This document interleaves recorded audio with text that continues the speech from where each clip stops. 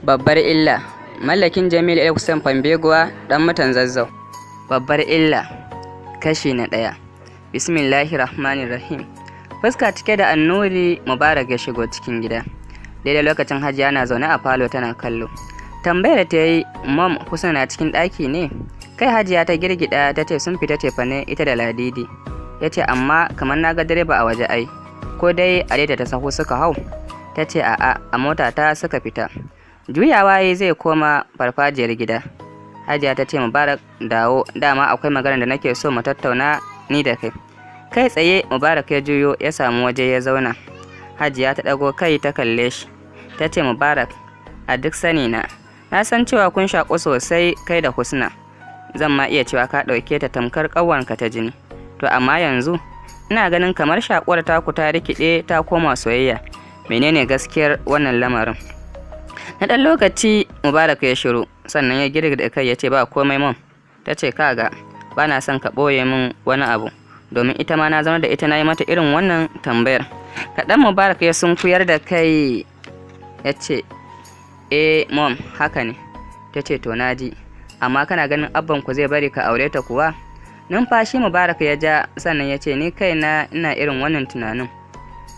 To sai dai ina ganin kamar ke za ki iya fahimtar da shi har ya amince. Ta ce to shikenan, Allah ya sa ya amince. Domin ka san Alhaji wani lokacin idan ya kafe akan abu ba mai iya saka shi ya canza ra'ayin shi. Insha Allah kuma zai amince. Ta ce to shikenan, daman maganar kenan. Tashi ka je. Yana tashi ya nufi kofar gida ya samu waje ya zauna bisa wata kasaitacciyar kujera. Jim kaɗan da zamarsa ya ji sautin hon. Wai gawar da zai yi ya ga ita ce aka buɗe mata gate ta shigo. Husna na shigowa ta samu waje ta yi fakin. Suna sakkowa Ladi ta ɗauki cefanen ta shiga da shi cikin gida. Ita kuwa Husna kanta tsaye ta nufi gurin da Mubarak ya zaune. Kallo ya watso mata ya ce har kun dawo? Ta ce yana ka zauna kai kaɗai?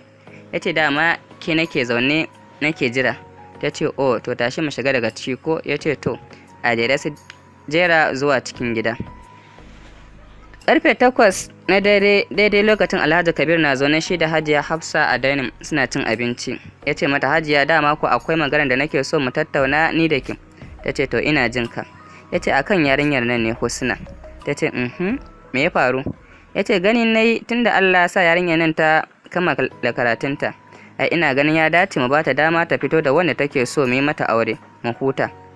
Kai ta ɗago ta kalle shi ta ce haka ne, amma ai Husna Alhaji ta riga ta sami mijinta har cikin gida. Ya ce ban gane ba, me kike nufi? Ta ce ina nufin Husna ta sami mijin da za ta aura a cikin gidan nan.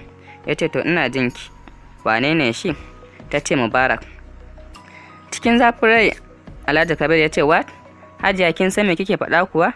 Ta ce to Alhaji, da wani yare nake faɗa? Ya ce to Hajiya wannan al'amari ba zai yiwu ba. Ki gaggawar canza wannan kalaman. Ƙudurin nan naku ba mai karɓuwa ba ne.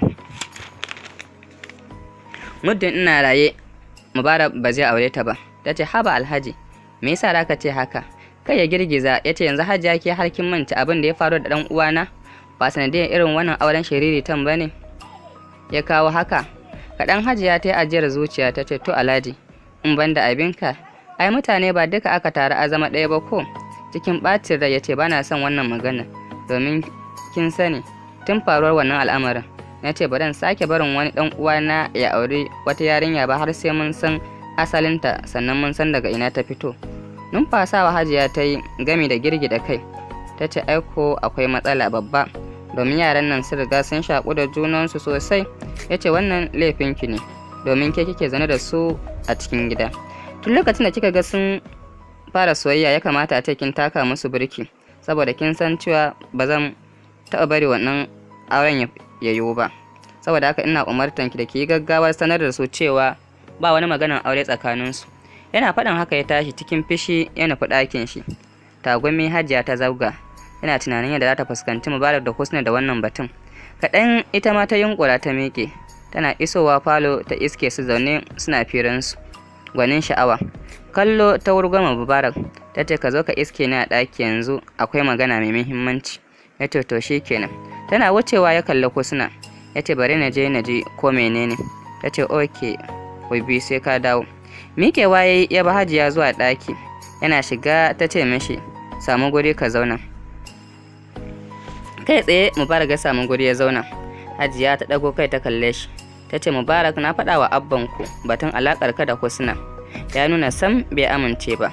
Hasali ma faɗa ya rufe ni da shi. Ta inda yake shiga ba ta nan yake fita ba. Ras gaban Mubarak ya faɗi. Cikin rawar murya ya ce, haba mom, akan me? Ya ce, dama na faɗa ma abu ne mai wuya mahaifinka ya amince da wannan auren.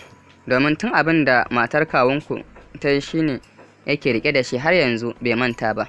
Mubarak ya ce, subhanallahi ma, to yanzu menene mafita? Ya ce, to mafitar kenan mu jira mu gani. Idan ya sauko sai mu sake tunkara shi da magana ko Allah zai sa ya amince. Ya ce, to mu dan Allah ki try, domin muddin ban aure Husna ba zan iya rasa rayuwata. Ta ce, kar ka damu, tashi ka je ka same ta, kar ta je ka shiru.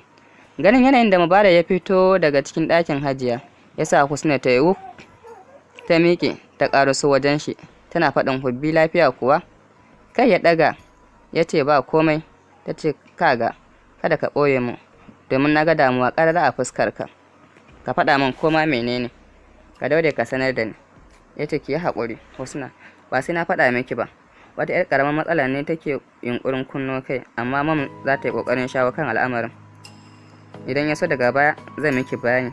Ya ce, to shikenan hubbi, Allah ya sa ba raba mu za su yi ba. Dago kai yayi sa da ido ya ce, ki daina irin wannan tunanin, insha Allah haka ma ba za ta faru ba. Saboda haka dare yayi, yanzu abin da nake so da ke, ki shiga ɗaki ki kwanta, ni ma zan wuce ɗaki na. Ta to kai tsaye suka yi sallama. Husna ta wuce ɗakinta, tana shiga ta cire kaya ta saka na bacci, sannan ta wuce toilet ta yi brush, sannan ta fito ta yi addu'a ta kwanta. Mubarak ko yana shiga ɗaki ya zauna a gefen gado ya zabga uban tagumi. Bacci ma ya gagare shi, babu abin da ke masa yawo a cikin zuciya illa saƙon da Hajiya ta sanar da shi. Mai sauraro, wannan shine ƙarshen kashi na 1.